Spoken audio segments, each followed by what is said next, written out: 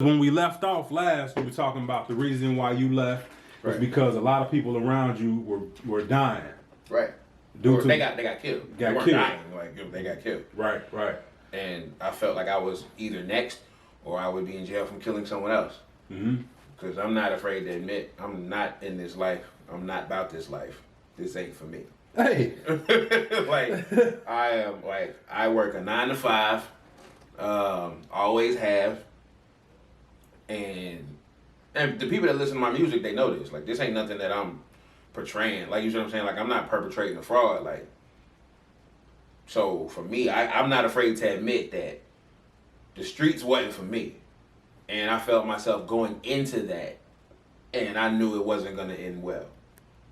So that was why that was one of my main decisions to leave. But you get the energy that you put out.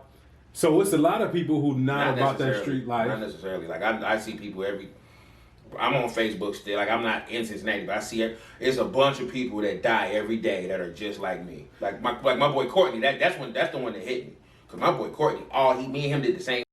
We worked, we bought shoes, we went to the club and had fun, and it didn't matter. I'm not necessarily saying like that, but like, I feel like a lot of time we tune to the frequency of our music because that's what we listening to the most often.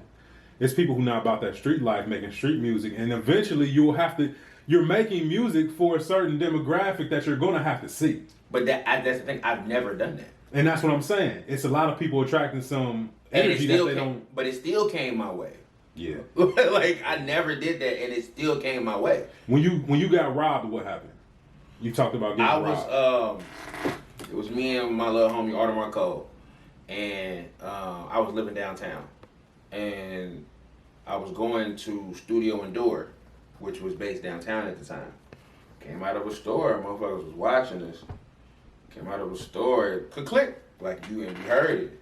And I remember I had my little this was when screw back earrings was popping at the time. Like, I had my little, like, give me the earrings and this, and it was just like, I didn't get robbed for that much, but it was just the fact of, it was just like, it's traumatizing. Like, you know what I'm saying? Like, you get a gun pulled on you when you really just go into the store to get something to drink and minding your business. Like, it's like, yo, like, y'all savages like that?